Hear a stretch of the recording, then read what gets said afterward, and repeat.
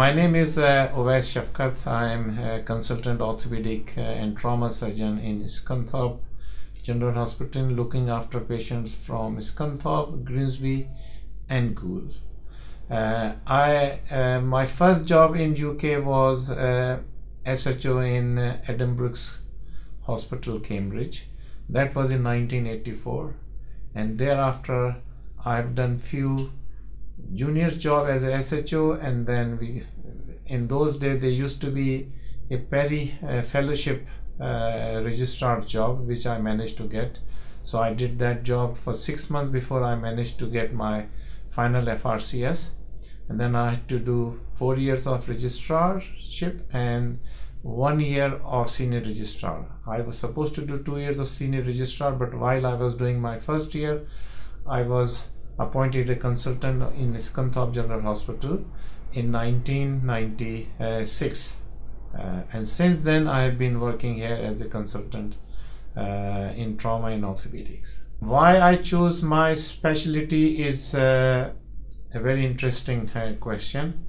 I graduated from Dow Medical College, and in those days one of my friends used to be a registrar in orthopedics, and I used to hang around with him when he is on call, and I became interested in putting plaster in the patient, because in those days normally you used to treat patients in a plaster cast and put traction. And the other reason was that one of my older brother, he was a physician, and he wanted someone in the family to be a surgeon, and I had to choose between general surgery and orthopedics. I did not like general surgery a lot because of the smell if you open the abdomen. Those days you used to open the abdomen quite often, unlike these days. So I chose to do orthopedics. All my orthopedics jobs were in UK, although I did some basic learning unofficially from my registrar friend. In order to progress here, my intention was always to be an orthopedic consultant. So I knew from some friends, and then talking to some of the seniors, what steps I have to take. So I followed their advice. First of all, I had to pass my pleb exam.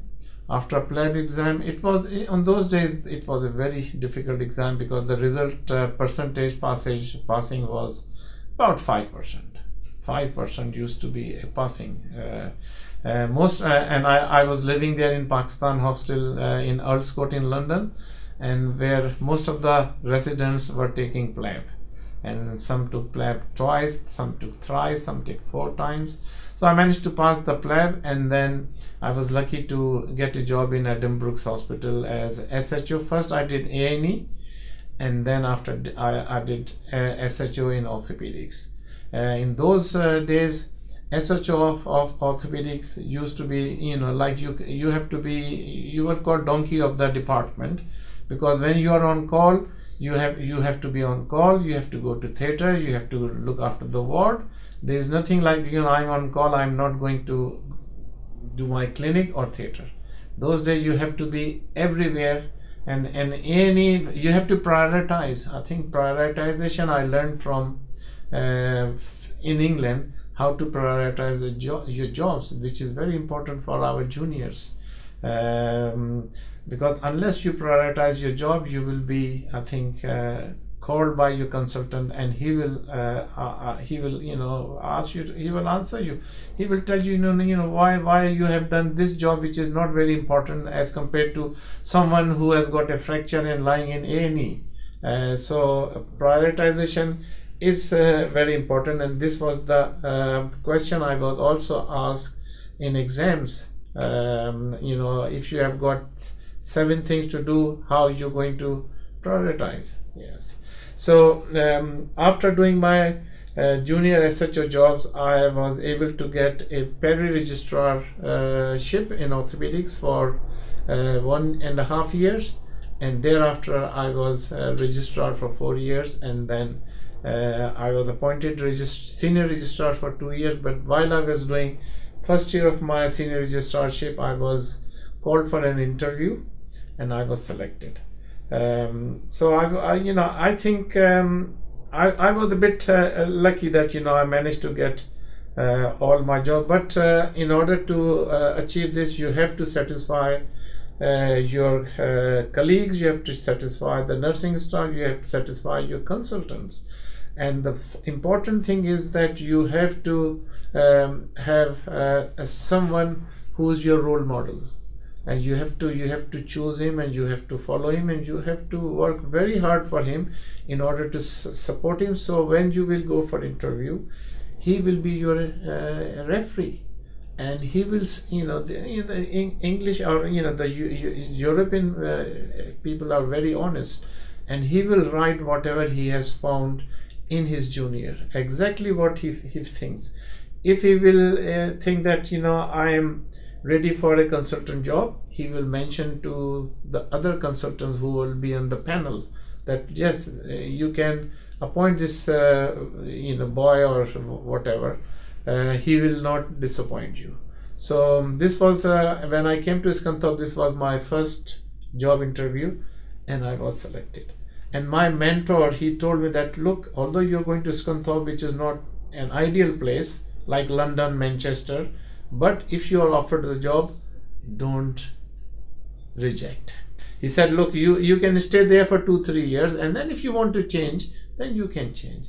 But when I joined Scunthorpe, the social structure and the colleagues were so good that I did not even consider leaving this job and going for some other jobs, although there were opportunities where my friend said, look, there is a job coming up, and you have got a good chance to get a consultant job in one of the teaching hospitals. But I did not.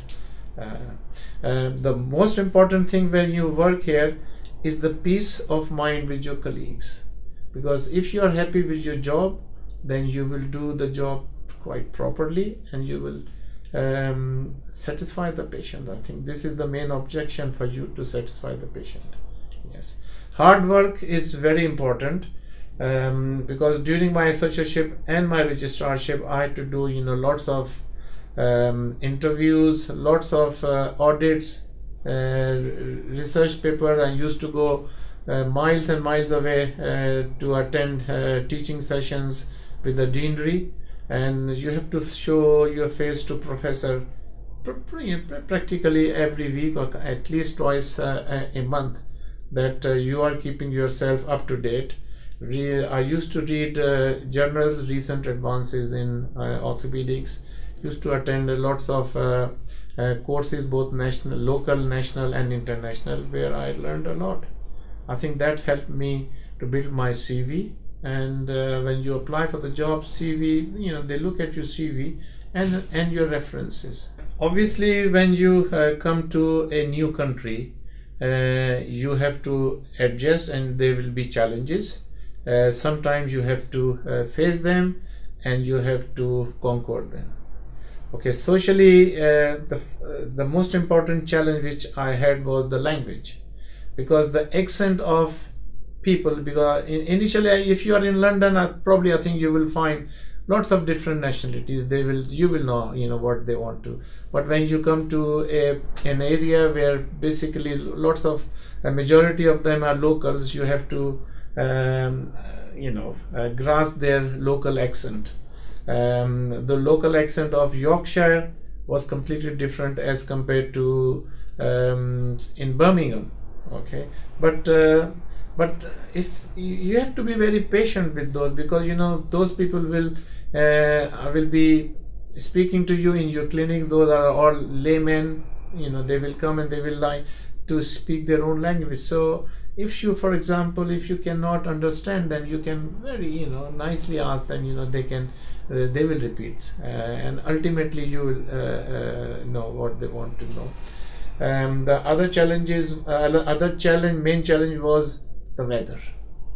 The weather back in Pakistan, you hardly rains there. Every 2 or 3 years you will find some rainy season. Otherwise, you will know the day will start the same and will finish the same. Here In one day you can have 4 seasons. You even in summer you can have a sunshine and then cloud and a bit of drizzle and then heavy rain. Okay, so I think that's, but I we are acclimatized, because especially my wife likes to be in England, and my wife in fact supported me a lot while I was doing all my exams and during my registrarship, because she after the birth of our 2 children, I think she stopped working. She's a doctor, she was a GP, but she did not work till they start to go to nursery. So she did a lot of sacrifices, so I must say thank you to her on this interview. Yes. There were challenges at work, because as you know, when I was SHO, there you have to show yourself in that you are good enough, so the next person, if you, for example, sometimes you will recommend your friend that he wants to do a registrarship or SHOship in a particular department, the consultant will say, okay, where he's from, is he from same medical school, so he must be good, because you didn't disappoint us. So I think that it was my intention to get as many of our friends as possible, for 2 reasons. Number one is so that he will get a chance to climb on the ladder, and the second thing is there will be enlargement of the social group, and then you will have more social gatherings with him, as well as your family will also have a more social meetings with their family. I remember one challenge when I was SHO, and during the weekend, which was of 72 hours, and then I was supposed to do Monday till 5 o'clock. I think an incident happened on Sunday night, maybe at 3 o'clock in the morning, when I was called from the A&E that there is an ankle fracture. So I said, okay, I will be there in half an hour. But before I could go there, I went back to sleep and woke up in the morning at 7 o'clock when my registrar said, look, you did not go to see the patient. I went there and saw the patient. He was a local registrar. He's a professor. He was a professor now. He's a professor in Cambridge, but he was, and then he said, look, I'm going to keep an eye on you for next few months. But fortunately, I did not give him any chance to complain, and at the end he said, look, you really came up to my expectation. You did one mistake, which we all do, but you overcome. So that was my biggest challenge, because he would have told what happened to consultant. The consultant would know, and so they were all watching. But then I knew that how I have to behave from there onwards. So fortunately, I managed to overcome the challenge. Yes, for me, I would say there was not a lot of adjustment I had to do, because when I was working in Pakistan, my assistant professor recently came from England. He was Professor Mushtaq. He was a professor in Aga Khan later on. He was very helpful. He said, look, when you go there, this is the way of life in hospitals. That is what they will expect you to do the ward round. Because back home, when I used to do the ward round would last for about 4 hours, because you have to do yourself dressing of every patient. You have to see everything. Here, when I arrived here, it was completely different, because the nurses were so advanced here. So you would just order them, do this, do that, and they will carry on the orders. So in fact, it was easier in that sense. But the other thing was prompt arrival in clinics, theaters, and A&E. I think they would expect you to start your clinic at time, finish in time. Same with theater, because if you are doing morning theater, And if you finish late, the afternoon chap will start late and he will finish. So he will, won't be happy. So timekeeping, I learned a lot here in order to have a time. This is very important for our juniors. You have to have prioritization and timekeeping, very important. So these are, and the other challenges are, in order to get a consultant job, I was told that you have to satisfy your seniors, including registrars, senior registrar and consultant, and do courses, audits and papers. So you have to do some extra curricular activities, and you have to do your curriculum out of your working hours. The best thing I like while living in UK is ability to watch and see all sorts of sports. I am a very keen sports person. I used to play cricket for Pakistan under 19 and Pakistan under 25. So I got the opportunity to go and watch matches in the grounds which we used to dream, like, Oval, Lords and Edgbaston, Trent Bridge, you name. And so actually I think if, for example, the life here is not bad once you finish your job, because unlike back home, where if you have been a consultant, you would be working right from 6 in the morning till midnight, and you will see, when you leave your house there, you will see your children sleeping, and when you come back, they are still sleeping. Unlike here, once you finish this job at 6 o'clock, 7 o'clock, 8 o'clock, whatever, you will go and watch sports of your choice. The sports, if you want to go and watch local sports, because I used to play cricket for a local club in the Yorkshire League, and used to play and watch them. I trained my daughter. She played for Yorkshire Girls, and she was also very good. I think if she would have continued sporting career, she would have played for England, because when she was 12 years old, I took her to Pakistan, and then she went to a Nets, where they were told if she's ready to play for Pakistan now, because she was so good. Yes. So, and the other thing which I enjoy is the road network.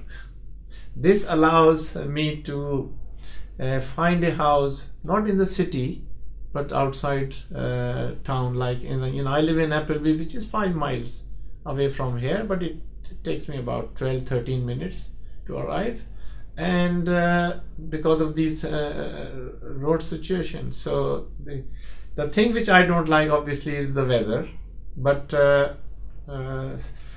it can be hit and miss. In summer, for example, in June, July, August, you can have an excellent summer weather, where you will enjoy daylight for more than 14-15 hours, and you can do all sorts of work. Yes, the disadvantage of long days is I felt in Ramadan, where I had to fast from 2:30 in the morning till nearly 10 o'clock without having proper 3 meals, but I used to have a light dinner and a light sari. Yes, international medical graduates who have chosen to come to work and train in England, some of them probably will go back home, some of them would like to stay. Those people who like to stay, I think, would like to be either general practitioner or a hospital consultant. Okay, so in order to climb the ladder to become a hospital consultant, they have to do basics first. The most important thing, basics, is as I mentioned to you earlier, the prioritization and timings, plus all the these days they usually have competencies. They have to try to do as many competencies as possible and get it validated by their consultant. Those competencies, I think, they would be checked when they go for any interview, whether it is interview for CT post or for SPR or for even for a consultant, these days you have to show that you haven't passed the exams also, but you are also a very good trained physician or surgeon. Yes. To get a surgical job is a bit difficult here, especially orthopedic, because orthopedic is considered to be a most lucrative post because of the private practice. You can easily earn twice the amount what you get from NHS. Yes. So in order to do that, you have to be on top of your competencies, on top of your audits, and on top of a few research papers, and try to get those papers published in a reputable journal. So at least it will come on your CV, and then the consultant can see you. It's difficult to get a surgical job, but it's not impossible.